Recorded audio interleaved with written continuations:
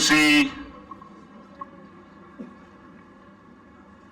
President Muhammadu Buhari, Commander-in-Chief of the Armed Forces, Federal Republic of Nigeria, His Excellency Professor Yemi Osibanjo SAN, GCON, Vice President, Federal Republic of Nigeria, the Chief Justice of the Federation, Deputy President of the Senate, and the Deputy Speaker of the House of Representatives, principal officers of both the Senate and the House of Representatives, distinguished senators and honorable members of the House of Representatives, the chairman of the All Progressives Congress, the APC, and the National Working Committee members present, Excellencies, the governors here present, the Chief of Staff to Mr. President, the Secretary to Government of the Federation, members of the Federal Executive Council, Head of Civil Service of the Federation, members of the Diplomatic Corps, the Chairman of the National Assembly Service Commission, Engineer Ahmed Kadi Amshi, and his commissioners, Clerk to the National Assembly, Deputy Clerk to the National Assembly, Clerk Senate, and Clerk House of Representatives, Secretaries of Directorates, National Assembly, Head of Security Agencies present, Head of Federal Agencies and Parastatals, National Assembly Management Staff, invited guests, gentlemen of the press, ladies and gentlemen. Mr. President, on behalf of my distinguished and honorable colleagues, I welcome you and your entourage to the 4th joint session of the 9th National Assembly for the presentation of the 2023 Appropriation Bill.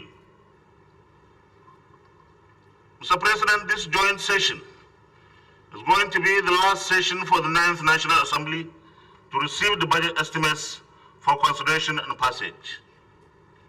I will seize this opportunity to commend the 9th National Assembly and the executive arm of government for a very productive partnership and collaboration that have helped to ensure the return of the budget cycle from January to December. Your Excellency, last year, Thursday, 7th October 2021, you laid before this August Assembly the 2022 Appropriation Bill, which was the third in the life of this 9th National Assembly. Today, history is repeating itself. 7th October, the same date, 2022, as last year, you will be laying the 2023 Appropriation Bill. I commend you, therefore, for being timely every year in the last 3 years to allow the National Assembly to work on the bill in good time for the new year. Mr. President, the 9th National Assembly has been consistent in passing the appropriation bill before the end of the year so that it can be signed into law before the beginning of the new year. It is a record that 2020, 2021, and 2022 appropriation bills were considered and passed before the end of the last 3 years. The single senators and other members are similarly committed to ensuring the consideration and passage of the 2023 appropriation bill before the end of this year by the grace of God. The benefits of the early passage and subsequent implementation of the budget have helped in the provision of infrastructure and other services across the country. Mr. President, our economy is still challenged by dearth of revenues. The main source of revenue to the Nigerian government is oil and gas. We always consider the diversification of our economy as crucial, and it is indeed crucial. The idea of deploying our revenues from the oil and gas to support the diversification into real sectors like agriculture, manufacturing, mining, etc. is now under serious threat. The large-scale and massive stealing of our oil is concerning, as this reduces drastically the revenues available to the government. With conflicting figures, projections have put our losses from this melee at between 700,000 to 900,000 barrels of crude oil per day, leading to about 29 to 35% losses in oil revenue in the first quarter of 2022. This represents an estimated total fall from 1.1 trillion naira recorded in the last quarter of 2021 to 790 billion naira in the first quarter of this year.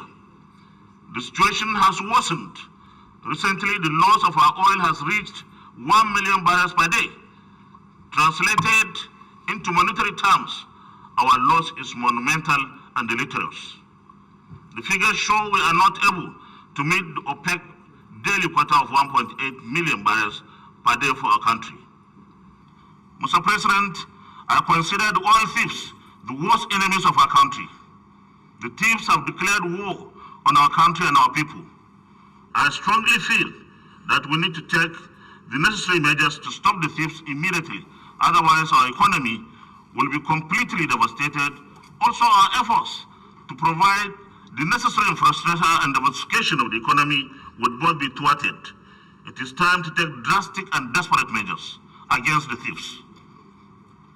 Mr. President, the situation becomes more unfortunate if we factor in the budget deficit estimated at 7 trillion naira and the grim prospect of its increase to about 11.3 trillion naira as presented in the 2023-2025 medium-term expenditure framework fiscal strategy paper.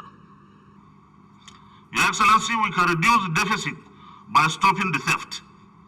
We can also consider other options to source more revenues for government. I believe that it is imperative to review the waivers and concessions government has granted to the tune of 6 trillion naira. In a difficult time like this, some of these waivers may no longer be justified. In the same vein, we should consider taking off some of the major revenue generating agencies from direct funding by placing them on cost of collection of revenues, as we did for Federal Inland Revenue Service, FRS, Nigeria Customs Service. In this regard, agencies like Nigeria Post Authority, NPA, Nigeria Communications Commission, NCC, Nigeria Maritime Administration and Safety Agency, NIMASA, etc., can be given encouraging cost of collections of revenues. The National Assembly Committees on Finance and the Federal Ministry of Finance, Budget and National Planning should jointly look into this matter immediately. The condition will require courageous fiscal policy to redress by reducing the deficit, not just to avoid further increases in our debts, but to ensure macroeconomic stability, grow confidence in the system, and guarantee sustainable economic growth. The National Assembly will support policy frameworks geared towards prudence, transparency, and accountability through rigorous appropriation. Mr. President, this administration has been consistent in ensuring the delivery of landmark infrastructure across the country. The last 3 budgets have made generous provisions for different projects. While some have been completed, work on others are ongoing at high paces. The 2023 budget should therefore focus on completing a lot more of those projects. Mr. President, I strongly believe that the 2023 budget should target at completion of ongoing projects, especially our legacy projects. This not only because of the importance of infrastructure to the stimulation of economic activities, but also to entrench the efforts as a legacy of this administration. Our focus on this sector has been exemplary, and the benefit to our growth and development cannot be overstated. Mr. President, we note the government drive to address the impact of climate change and reverse its effect. Though complicated and dynamic, we should not rest on our oars in dealing with issues like floods, drying wetlands, desertification, and coastline erosions. The menace of flooding in many parts of our country has been particularly worrisome. It has devastated homes and disrupted families, lives, and livelihoods. We'll need to take proactive measures to tackle this and especially manage our dams and other water bodies to curtail the menace of flooding now becoming a national disaster. Our focus and targets should be on how to prevent these annual floods from occurring in the scale that we experience annually. This year, the floods have not only devastated families, but also destroyed our infrastructure, roads particularly. Mr. President, as you may be aware, work on the renovation of the National Assembly has begun in earnest. This is why we are in this temporary facility. Government should ensure timely completion of the renovation of the National Assembly complex because of the significance of this arm of government to good governance and the sustenance of our democracy. Aside from the National Assembly, by the way, Mr. President, let me thank you very much. When we approached you with my brother, the Honorable Speaker, about the need to rehabilitate and renovate this National Assembly complex, you did not waste any time. You gave the marching order to then Chief of Staff, Abba Kyari, that sources of funds must be identified to immediately start the renovation. Aside from the National Assembly complex and chamber, there are also the National Assembly Service Commission complex, the National Assembly Library, and the National Institute for Legislative and Democratic Studies complex. These projects are integral to the smooth functioning of legislative work, which is why we will need to pay attention to the completion of those projects. Mr. President, from the assessment of the prevailing situation, our security agencies are recording more successes and the situation is improving. In pushing for concerted efforts toward ridding our nation of criminals, the National Assembly will continue to support the executive arm of government in finding permanent solutions to insecurity in our country. Let me at this point commend our defense and security forces for working harder. There is still some work to be done though. Mr. President, be rest assured that the single senators and honor members of the 9th National Assembly will once more begin work on the 2023 budget immediately. As usual, we shall be guided by an utmost sense of duty, responsibility, equity, fairness, justice, and patriotism in the interest of posterity. On this note, it is now my singular honor and privilege to invite His Excellency, Mr. President, Commander-in-Chief of the Armed Forces of the Federation, President Muhammadu Buhari, GCFR, to present the 2023 budget estimates to the joint session of the National Assembly. Thank you all for your kind attention. God bless the Federal Republic of Nigeria.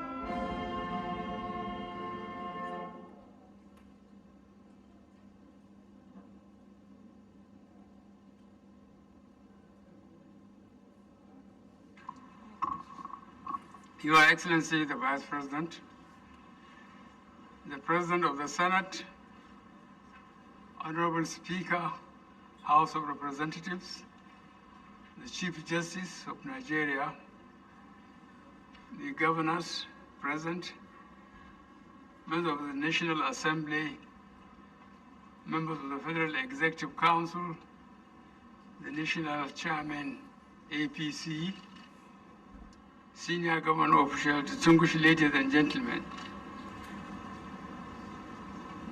I am very pleased to be here today to present the 2023 budget proposals at this joint session of the National Assembly. This is the last time I will be laying the budget of the federal government of Nigeria before the National Assembly. Mr. President, Mr. Speaker, as I address this joint session on the budget for the last time, let me highlight some of the progress that we have made in the last 7.5 years in just two important areas of critical infrastructure and good governance. We have made transformational investments in infrastructure, notably establishing the Infrastructure Corporation of Nigeria in 2021, seed capital of 1 trillion naira from the Central Bank of Nigeria, the Nigerian Sovereign Investment Authority, and the Africa Finance Corporation. Leveraging finance through the Nigerian Sovereign Investment Authority into Presidential Infrastructure Development Fund to facilitate the accelerated completion of the second Niger Bridge, Lagos-Ibadan Expressway, and the Abuja-Kano Road. C, through the Road Infrastructure Tax Credit Scheme pursuant to Executive Order Number 7 of 2019, incentivized responsible companies to invest billions of naira in constructing over 1,500 kilometers critical roads in key economic corridors. Under this scheme, the Dangote Group has substantially completed the reconstruction of 34 kilometers Apapa, Aworo, Koshoki, Ojota Expressway and the 43 kilometers of Bajana Kaba Road. Similarly, Nigerian LNG Limited is on track to complete the 38-kilometer Bodo Boni Road and Bridges project by the end of 2023. Investing significantly to restore our national railways, completing the commissioning the 156-kilometer Lagos-Ibadan standard gauge rail and its 8.72-kilometer extension to Lagos Port, the 186-kilometer Abuja-Kaduna standard gauge rail and 327-kilometer Itape-Warri standard gauge rail.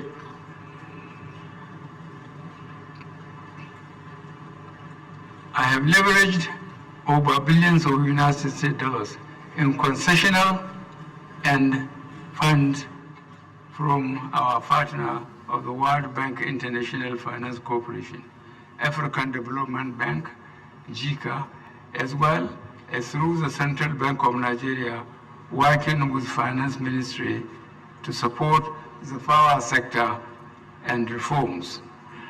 The Central Bank has also been impactful in intervention to roll out over 1 million meters to on-grid consumers, creating much-needed jobs in assembly and installation. Our financing interventions have recently been complemented with the takeover of 4 electricity distribution companies and the constitution of the board of the Nigerian Electricity Liability Company. On the generation side,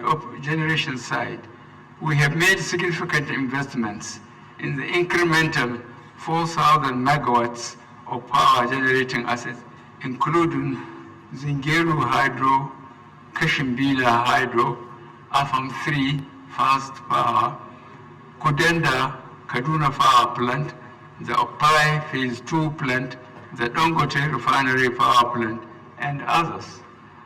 Our generation efforts are making the transition from a reliance on oil and diesel to gas as a transitional fuel, as well as environmentally friendly solar and hydro sources. Under the Energizing Education Program, we have commissioned solar and gas power solutions at federal universities and teaching hospitals at Kano, Ebonyi, Bauchi, and Delta states. Similarly, our Energizing Economies program have taken clean, sustainable power solution to the Sabongari market in Kano, Ariria market in Aba, and the Sura shopping complex in Lagos. In terms of good governance, one significant challenge this administration met at our inception was the inability of successive governments to institutionalize reforms to ensure their sustainability. We inherited an archaic set of corporate, banking, and capital market laws, draft but unenacted bills to reform the critical petroleum sector, and unimplemented Oronsanye white paper to reform our civil service, among others. I was therefore committed at the onset of this administration's good governance and fighting corruption reforms to focus on the much neglected area of law reforms to bequeath a better legacy to the succeeding administration than the one we met. Our innovative, encompassing, and historically significant legislative interventions include a critical corporate and financial laws to enhance our country's global competitiveness, including the repeal and reenactment of Companies and Allies Matters Act 2020, the first comprehensive reform since 1990, enacting the Federal Competition and Consumer Protection Commission Bill, the first legislation in Nigeria's history focused on curbing anti-competition practices, establishing the Federal Competition and Consumer Protection Commission, repealing and re-enacting the Banks and Other Financial Institutions Act 2020, enacting the Asset Management Corporation of Nigeria Amendment Acts of 2019 and 2021, enabling the Credit Reporting Act 2017 and Secured Transactions in Movable Assets Act 2017, to mention our major legislative interventions. Fundamental anti-corruption and anti-money laundering and financial intelligence laws, such as the Nigerian Police Act 2020, being the first comprehensive reform of police legislation since the Police Act of 1943. The Nigerian Financial Intelligence Unit Act 2017, which resolved the long-standing impediments to Nigeria's full participation in the global efforts to combat illicit financing of terrorism and crime under the auspices of the Global Egmont Group. The Money Laundering Prevention and Repression Act 2022, the Terrorism Prevention and Prohibition Act 2022, Proceeds of Crime Recovery and Management Act 2022, Mutual Assistance in Criminal Matters Act 2019, Nigerian Correctional Services Act 2019, Suppression of Piracy and Other Maritime Act 2019, amongst others. Historic reforms to our constitutional and other public laws, including the first ever amendment to the Constitution of the Federal Republic of Nigeria to support the engagement of young persons in our politics by passing not too young to run legislation, as well as to improve the funding and independence of state legislatures and judiciaries, and acting overdue reform through the Electoral Act 2022.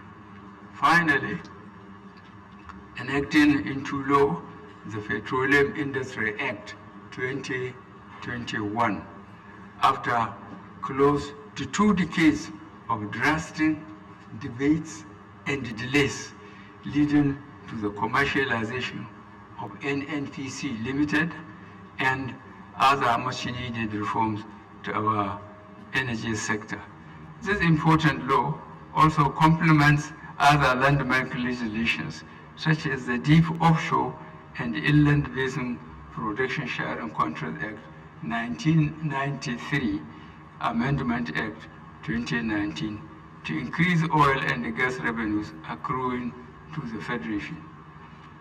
Enacting Annual Finance Act of 2019, 2020, and 2021 to support our annual budgets and respond to emerging tax, fiscal, and economic issues, including 1.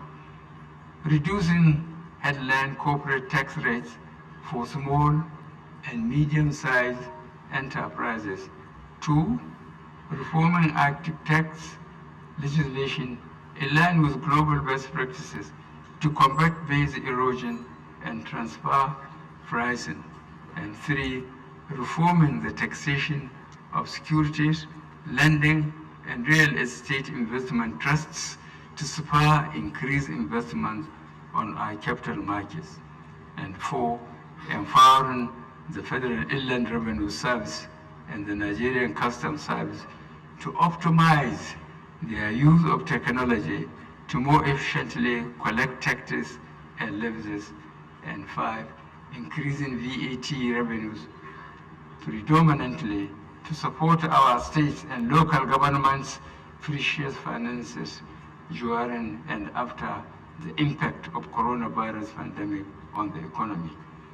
Furthermore, we have issued 11 presidential executive orders on a range of important issues, including the promotion of transparency and efficiency in the business environment 2017, promoting local procurement by government agencies 2017, the submission of annual budgetary estimates by all statutory and non-statutory agencies, including incorporated companies wholly owned by the Federal Government of Nigeria 2017, the Voluntary Asset and Income Declaration Scheme 2017, planning and execution of projects, promotion of Nigerian content in contrast, science, engineering, and technology 2018, the Voluntary Offshore Asset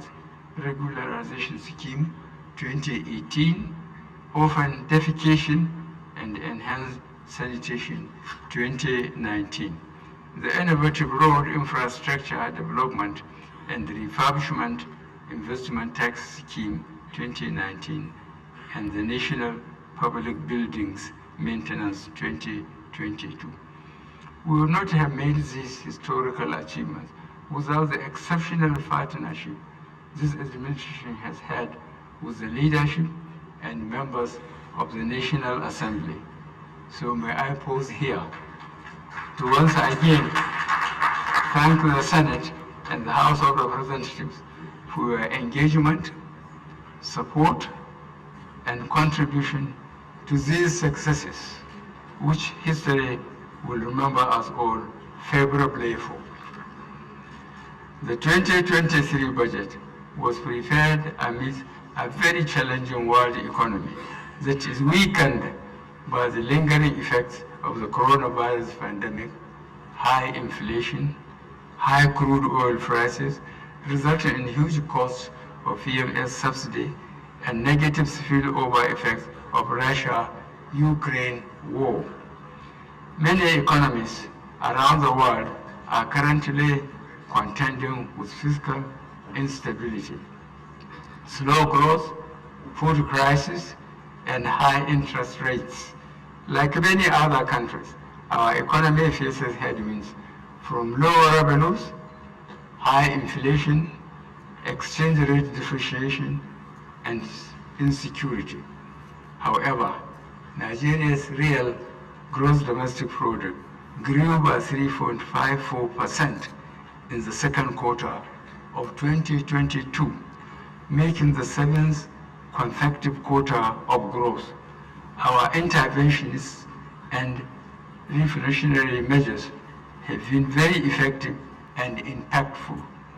We must, however, continue to work towards achieving much higher levels of growth, especially given our high population growth rate, so that the average Nigerian can truly feel the impact of planned economic growth.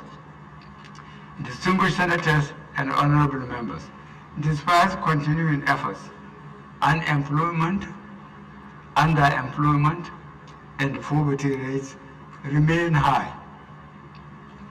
We are currently implementing several skills development programs and work opportunity programs to enhance the employability of our youth and tackle the troubling level of youth unemployment. While it is evident that our economy still faces significant challenges, what could have happened without the implementation of some of the measures we introduced would have been much worse for the country. Distinguished and honorable members of the National Assembly, the implementation of the 2022 budget of economic growth and sustainability commenced on the first day of the year. It was, however, necessary to forward an amended budget proposal to address some exigent issues, especially the significant increase in fuel subsidy.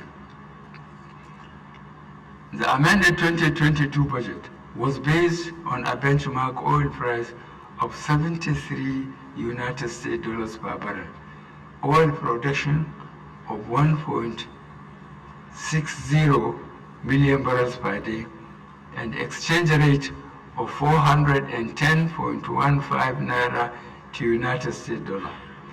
As at 31st July 2022, federal government's retained revenue was 3.6 trillion naira, excluding the revenue of government-owned enterprises.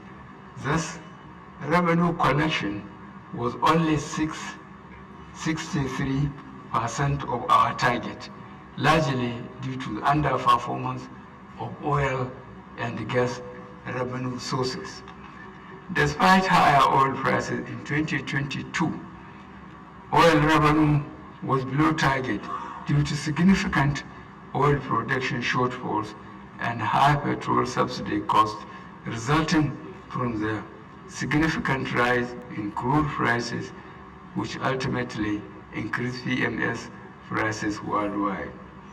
Oil output stood at an average of 1.30 million barrels per day as at June 2022, while the sum of 1.59 trillion naira was spent on fuel subsidy between January and June 2022. The NNPC, working in collaboration with security and other relevant agencies, is putting in place additional measures to curb the incidence of pipeline vandalism and crude oil theft in order to meet our crude oil production quota. On the expenditure side, the sum of 8.29 trillion naira had been spent by July 31st, 2022, out of the total appropriation of 17.32 trillion naira. Despite our revenue challenges, we have consistently met our debt service commitments. Staff salaries and statutory transfers have also been paid as and when due. Total non-debt recurrent expenditure in January to July 2002 was 3.24 trillion naira, of which 2.87 trillion naira was for salaries, pensions, and overheads. A total of 3.09 trillion naira was spent on debt service obligations during the period. Furthermore, about 1.48 trillion naira had been released to MDAs for capital expenditure as at the end of July 2022. I am pleased to inform you that we expend to fund MDAs, that's ministries, departments, and agencies, capital budget fully by the end of fiscal year 2022. To further address structural problems in the economy and drive growth, capital releases thus far have been prioritized in favor of critical ongoing projects in the power, roads, rail, agriculture, as well as health and education sectors. As at the end of July 2022, the fiscal operations of the federal government resulted in an estimated budget deficit of 4.63 trillion naira. Deficit 4.6 trillion naira. This represents 63% of the estimated deficit for the full year. This is largely attributable to revenue shortfalls and higher debt service obligations resulting from rising debt levels and interest rates. The deficit was mainly financed through domestic borrowing amounting to 4.2 trillion naira. Internal borrowing, 4.4 trillion naira. Hence, total public debt stock increased from 39.6 trillion naira as at the end of December 2021 to 42.8 trillion naira as at the end of June 2022. However, our debt position remains within cautious and acceptable limits compared to peer countries. As at the end of June 2022, total public debt is within our self-imposed limit of 40% of GDP, which is significantly below the 55% international threshold for comparator countries and a global average of 99% post-coronavirus. Nonetheless, our debt service to revenue ratio needs close attention. The current low revenue performance of government as reflected in the low revenue to GDP ratio of just about 8%. Our medium-term objective remains to raise this ratio to 15%, at which the debt service to revenue ratio will cease to be a concern. Mr. Senate President and Right Honorable Speaker, revenue shortfalls remain the greatest threat to Nigeria's fiscal viability. We have therefore accelerated efforts towards ensuring that all taxable Nigerians declare their income from all sources and pay taxes due to the appropriate authorities. We are also monitoring the internally generated revenue of ministries, departments, and agencies to ensure they are appropriately accounted for and remitted to the consolidated revenue fund. The 50% cost-to-income ratio in the Finance Act 2020 has significantly improved operating surplus remittances by government-owned enterprises. I therefore solicit the continuing cooperation of the National Assembly in enforcing the legal provision and other prudential guidelines imposed on the government-owned enterprises during the consideration of the budget proposals of the government-owned enterprises. I am happy to report that the revenue collection and expenditure management reforms we are implementing are yielding positive results, with recent significant improvements in non-oil revenue performance. However, while we continue to implement revenue administration reforms and improve our collection efficiency, we urgently need to find new ways of generating revenue. As we seek to grow our government revenues, we must also focus on the efficiency of utilization of our limited resources. Critical steps we are taking include immediate implementation of additional measures towards reducing the cost of governance and the discontinuation of fuel subsidy in 2023 as announced earlier. We are, however, mindful of the fact that reducing government spending too drastically can be socially destabilizing, and so we'll continue to implement programs to support the more vulnerable segments of the society. Petrol subsidy has been a recurring and controversial public policy issue in our country since the early 80s. However, its current fiscal impact has clearly shown that the policy is unsustainable. As a country, we must now control this issue, taking cognizance of the need to provide safety nets to cushion the attendant effects on some segments of society. Over the last year, this administration has implemented several priority projects.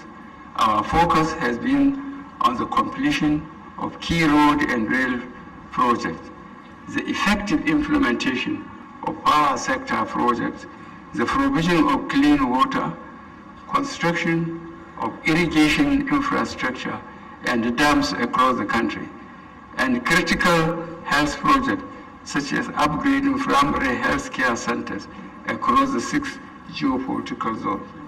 We have also gone further on the implementation of several power generation, transmission, and distribution projects, as well as off-grid solutions, all aimed towards achieving the national goal of optimizing power supply by 2025. In the determination to ramp up grid electricity supply to at least 7,000 megawatts by 2024, we have procured purpose-built critical power equipment under the Presidential Power Initiative with Siemens, as we promised. These projects will have multiplier effect on the economy. Under the road infrastructure tax credit scheme, we are undertaking the construction and rehabilitation of about 2,000 kilometers of roads and bridges nationwide to be financed by the grant of tax credits to investing primary companies. As I have mentioned earlier, we have made appreciable progress in the rehabilitation and reconstruction of key road networks like the Lagos-Ibadan Expressway, Abuja-Kaduna-Kano Expressway, and the East-West Road in Niger Delta. Work has also reached completion stage on the Apapa Oworo-Kosoki Expressway, Loko-Oweto Bridge, and the second Niger Bridge. We hope to commission these projects before the end of our tenure in 2023. Furthermore, we have awarded several contracts to rehabilitate, reconstruct, and construct major arterial roads to reduce the hardship to commuters and increase economic activity. Regarding personnel costs, we have extended the coverage of the integrated payroll and personnel information system to all ministries, departments, and agencies to automate personnel records and the process by which salaries are paid and eliminate the incidence of ghost workers. The system is currently being reviewed to enhance its functionality and applicability to MDAs in the different sectors. Distinguished senators and honorable members, although we have recorded more achievements over the last year, I will now proceed with a review with an overview of the 2023 proposal. The 2023 budget proposal is the 8th and final budget of this administration. It reflects the serious challenges currently facing our country, key reforms necessary to address them, and imperatives to achieve higher, more inclusive, diversified, and sustainable growth.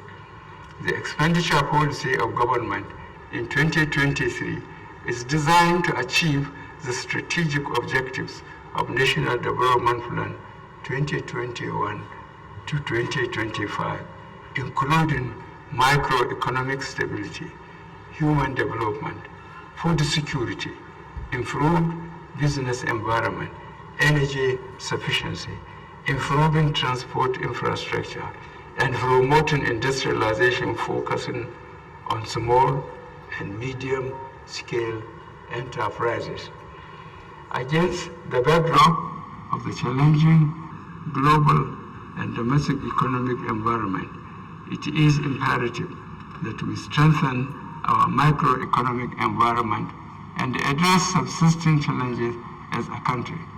The 2023 appropriation, therefore, is a budget of fiscal sustainability and transition. Our principal objective in 2023 is to maintain fiscal stability and ensure smooth transition to the incoming administration. Distinguished members of the National Assembly, the 2023 to 2025 medium-term expenditure framework and fiscal strategy paper sets out the parameters for the 2023 budget as follows. A, oil price benchmark of 70 United States dollars per barrel. B, daily oil production estimate of 1.69 million barrels inclusive condensates and of 300,000 to 400,000 barrels per day. C, exchange rate of 435.57 naira per United States dollar. And D, projected GDP growth rate of 3.75% and 17.16% inflation rate. Based on these fiscal assumptions and parameters, total federally collected revenue is estimated at 16.87 trillion naira in 2023. Total federally distributable revenue is estimated at 11.09 trillion naira in 2023, while total revenue available to fund the 2023 federal budget is estimated at 9.73 trillion naira.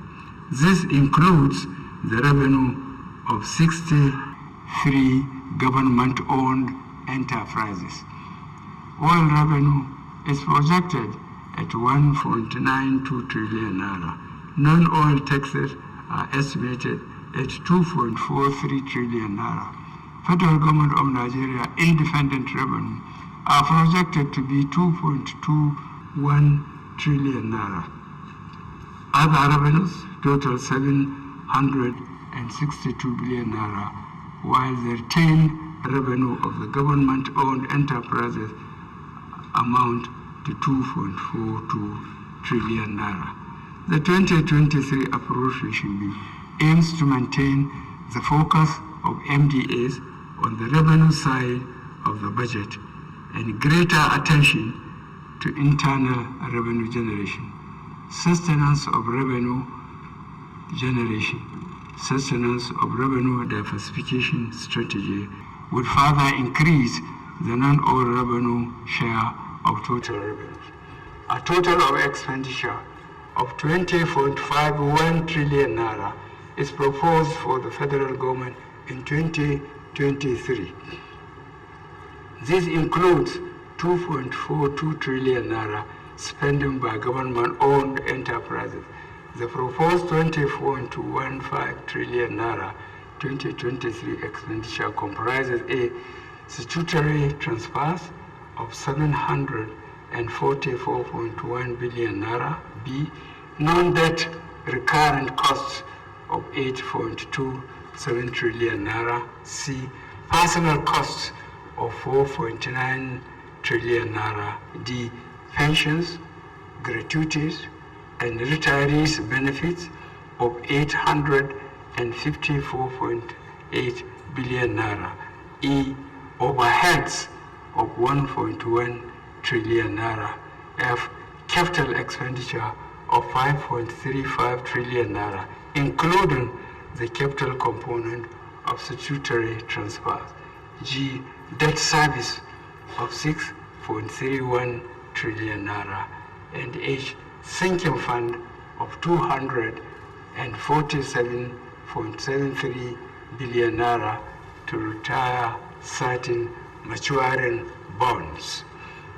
We expect total fiscal operations of the federal government to result in a deficit of 10.8 trillion naira. This represents 4.78% of estimated GDP, above the 3% threshold set by the Fiscal Responsibility Act 2007. As envisaged, the law we need to exceed this threshold, considering the need to continue to tackle the existential security challenges facing the country.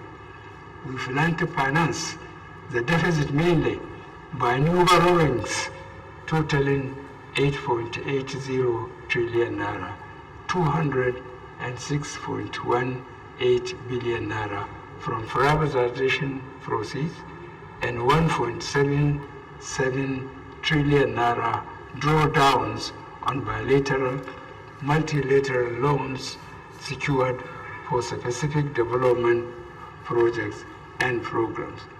Over time, we have resorted to borrowing to finance our fiscal gaps. We have been using loans to finance critical development projects and programs aimed at further improving our economic environment and enhance the delivery of public services to our people. As we are aware, we have witnessed 2 economic recessions within the period of this administration. A direct result of this is the significant decline in our revenue generation capacity. In both cases, we had to spend our way out of recession, resulting in higher public debt and debt service. It is unlikely that our recovery from each of the 2 recessions would have been as fast without the sustained government expenditure funded by debt. In line with our plan to accompany annual budget with finance bills, partly to support the realization of fiscal projection, current tax and fiscal law regulations are being reviewed to produce a draft finance bill 2022. It is our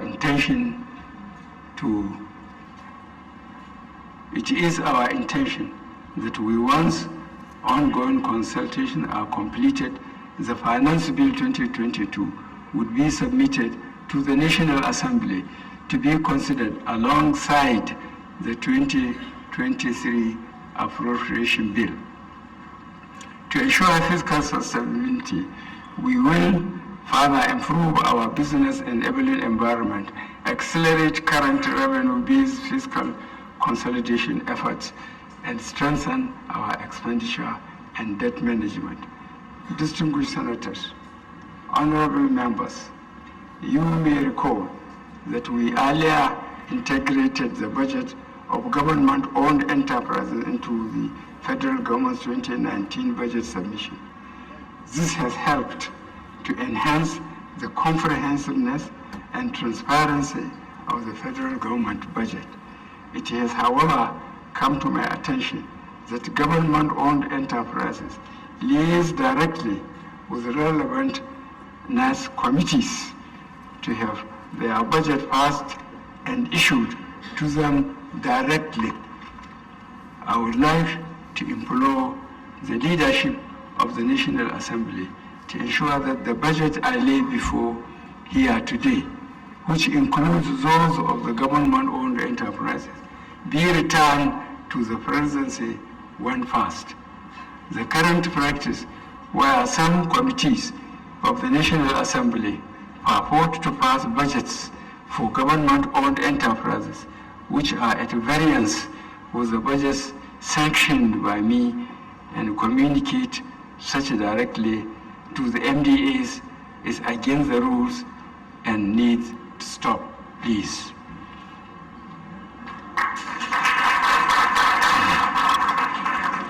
Nigeria requires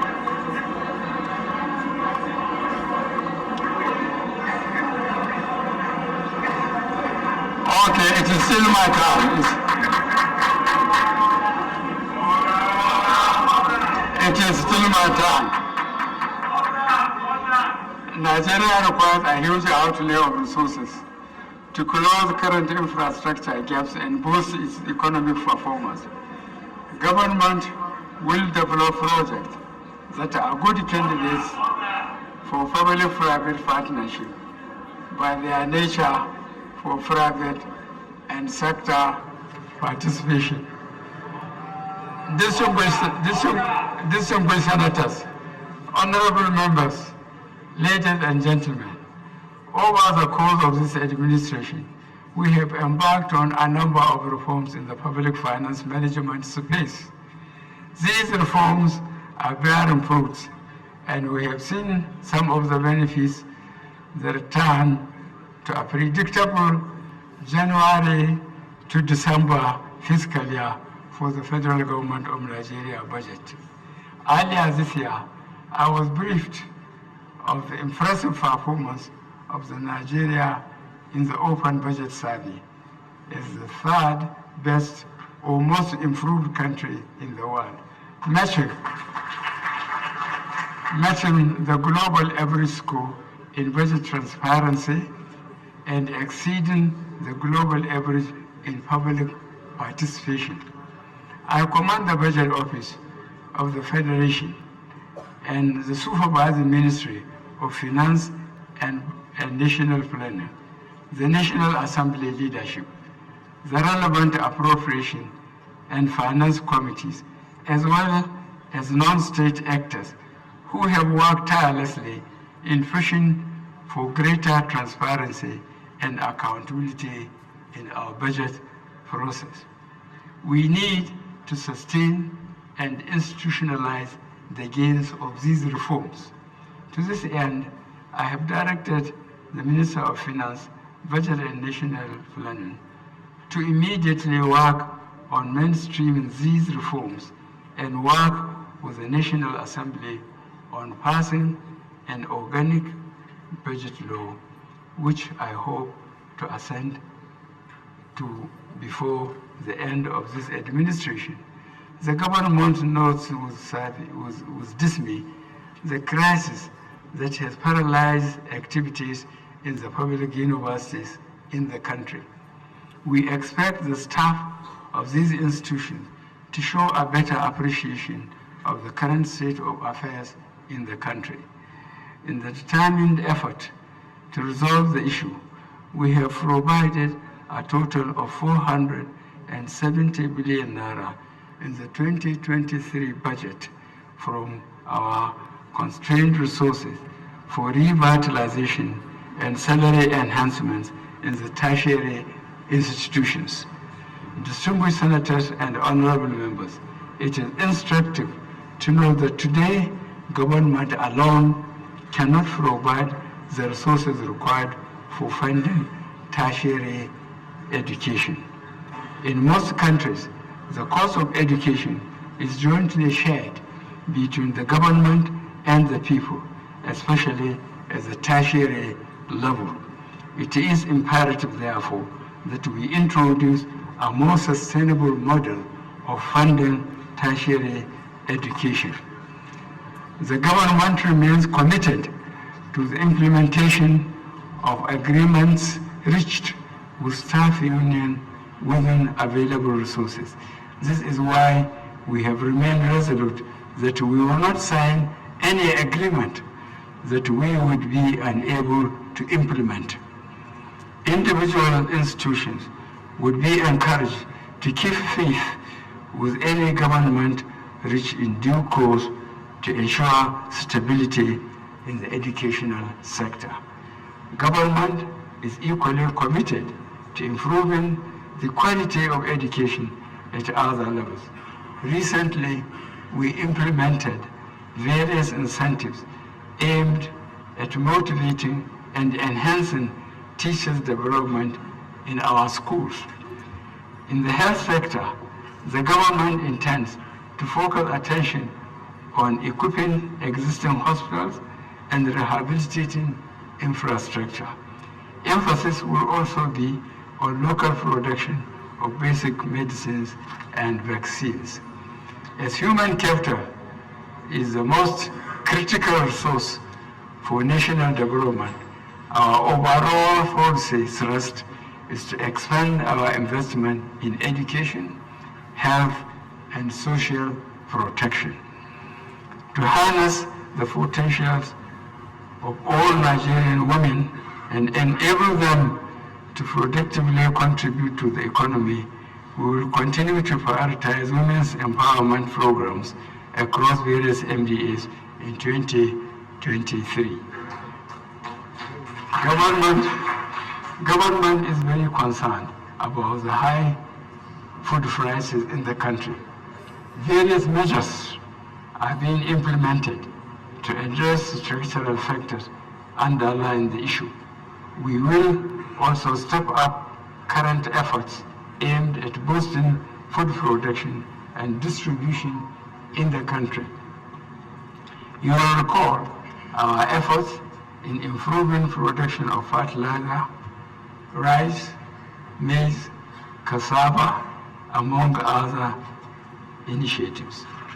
Government is not unaware of the challenges confronting the manufacturing sector. We will ensure effective implementation of policy measures aimed at positioning the manufacturing sector to generate more foreign exchange in the near future. We are also committed to improving the business environment to stimulate local and foreign investment. We ratified the Safe Schools Declaration in 2019. We remain committed to the effective implementation of our Safe Schools policy.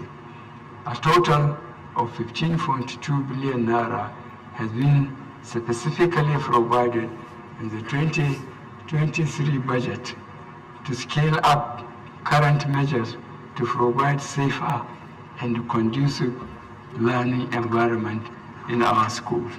The government remains firmly committed to the security of life, property, and investment across the country. Accordingly, defense and internal security continue to be accorded top priority in 2023. Current efforts to properly equip and motivate our valiant personnel in the armed forces, police, and paramilitary units will be sustained. I assure you, insecurity, especially banditry and kidnapping, will be significantly curtailed before the end of this administration. We will redouble our efforts to ensure we leave a legacy of a peaceful, prosperous, and secure nation. Mr. Senate President, Mr. Speaker, distinguished honorable members of the National Assembly, let me conclude my address today by again expressing my deep appreciation for your enormous support, patriotic zeal, and cooperation in our efforts to accelerate the socio-economic development of our country and improve the lives of our people. I appreciate the efforts and commitment of the leadership and staff of the Federal Ministry of Finance, Budget and National Planning, especially the Budget Office of the Federation, who have worked hard to achieve early submission of the 2023 appropriation bill. The 2023 budget proposal is a product of interagency collaboration, extensive stakeholder consultation, and productive engagements. I would therefore like to acknowledge the efforts of the media, the organized private sector, civil society organizations, and our development partners for their contributions in the process of preparing the budget. Considering the challenging situation in our country presently, we must continue to cooperate and collaborate to ensure fiscal stability, macroeconomic stability, and smooth transition to the incoming administration. This administration remains resolutely committed to our goals of improving the living standards of our people and effective delivery of public services.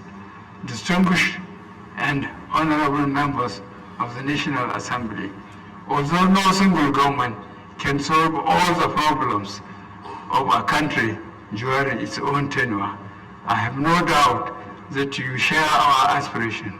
The 2023 transition budget is designed to address critical issues and lay a solid foundation for the incoming administration.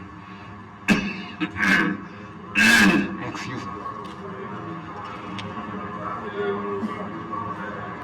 It is with great pleasure, therefore, that I lay before this distinguished joint session of the National Assembly the 2023 proposal of the Federal Government of Nigeria. I thank you most sincerely for your attention. God bless the Federal Republic of Nigeria.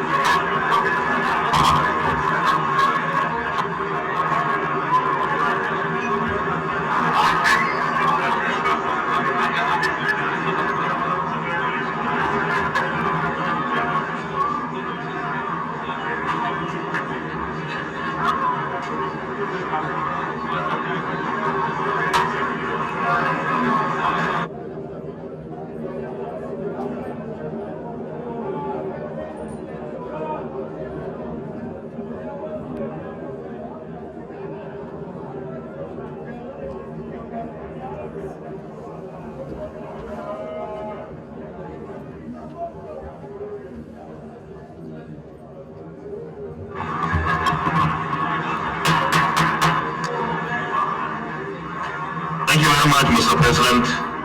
Distinguished and honorable colleagues, the next item on our order paper is the vote of thanks by the Right Honorable Speaker. Mr. Speaker.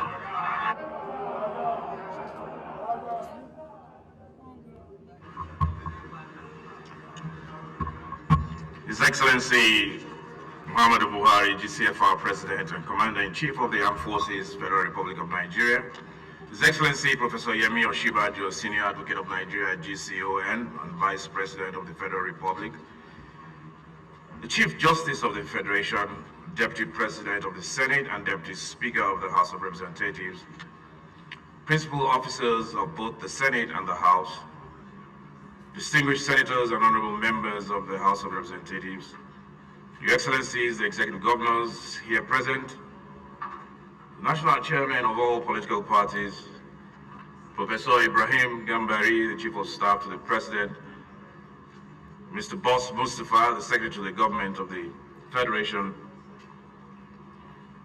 Please allow me at this point to adopt the remainder of the protocol as already established by the Senate President.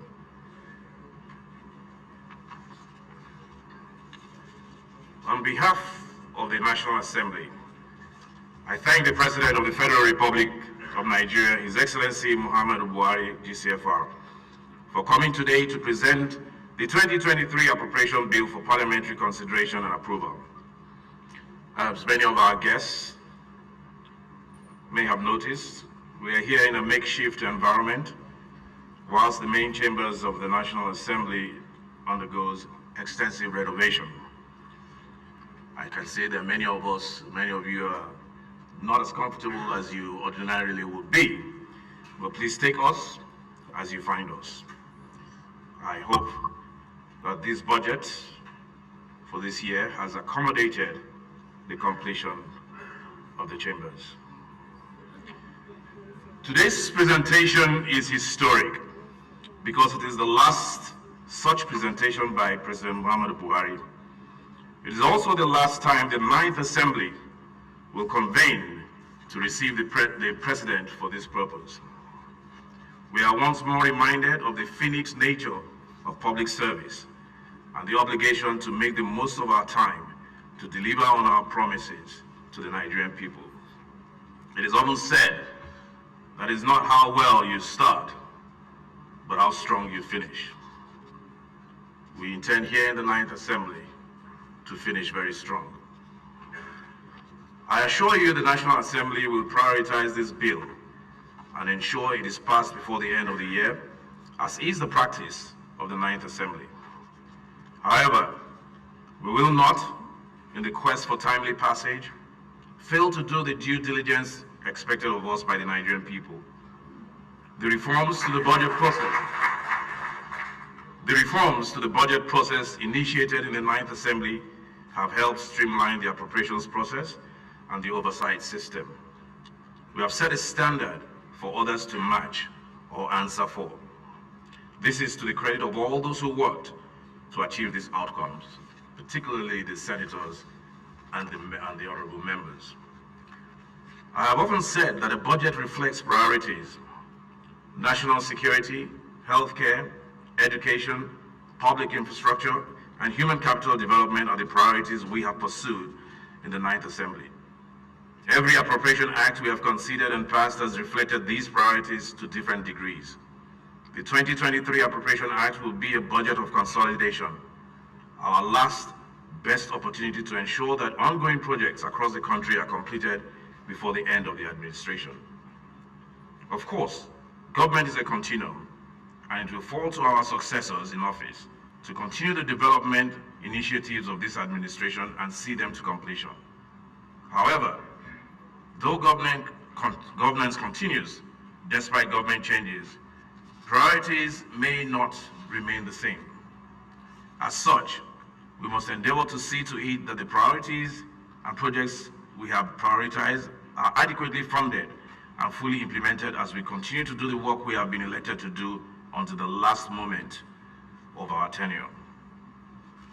Mr. President, permit me to convey the disquiet in the House of Representatives arising from the reports of a massive decline in the volume of crude oil exports due primarily to theft and diversion by criminal elements. It is the sense of the House of Representatives that those engaged in these activities are agents of economic sabotage, determined to bring our country to its knees.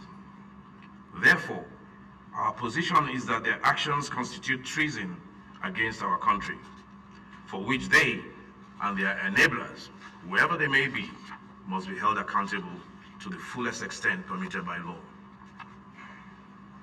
Nigerians no longer want to hear about crude oil theft. The question has now become, what are we doing about it? Therefore, we are urging a swift and systemic overhaul of the systems in place to protect the country's oil and gas resources. Evidently, the arrangements in place are no longer adequate. As such, there is an obvious need for improvements to stop the loss of income occasioned by this ongoing sabotage. This is especially so at this time when the conditions and circumstances of our national finances require significant borrowing to finance government operations, sustain investments in infrastructure and national security, and improve the living conditions of the Nigerian people. It is noteworthy that Mr. President, the Senate President, and now my good self, Speaker of the House, without comparing notes, dwelled extensively on this subject. This underscores its importance and imperative to act, and act quickly. As we consider the 2023 appropriation bill, I wish to remind the heads of ministries, departments, and executive agencies that the National Assembly expects thorough accounting for previous appropriations, disbursements, and expenditures. Where such accounts are not forthcoming, we will demand them. And we will exercise the full authority of Parliament to hold to account those who fail to provide the records we need to make informed decisions on the appropriation bill. This is a priority for us as we wind down and begin compiling our service records for history and as a guide to those who will continue from where we stop.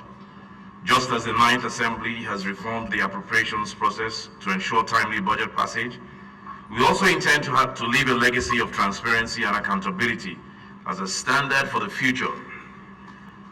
I thank His Excellency, President Muhammadu Buhari, GCFR, the Vice President, Professor Yemi Osinbajo, Secretary to the Government of the Federation, Mr. Boss Mustafa, the Budget Office, Honorable Ministers, and all those who contributed to drafting this appropriation bill. The National Assembly will build on your efforts to deliver an appropriation act that provides real solutions to national problems, unlocks economic potential, secures our country, and brings a future we can all look forward to and be proud of. Finally, let me appreciate the clerk to the National Assembly, Architect Olatunde Ojo, and the entire management and staff whose efforts have made this joint session a resounding success. May God keep and guide us all, and God bless our Federal Republic.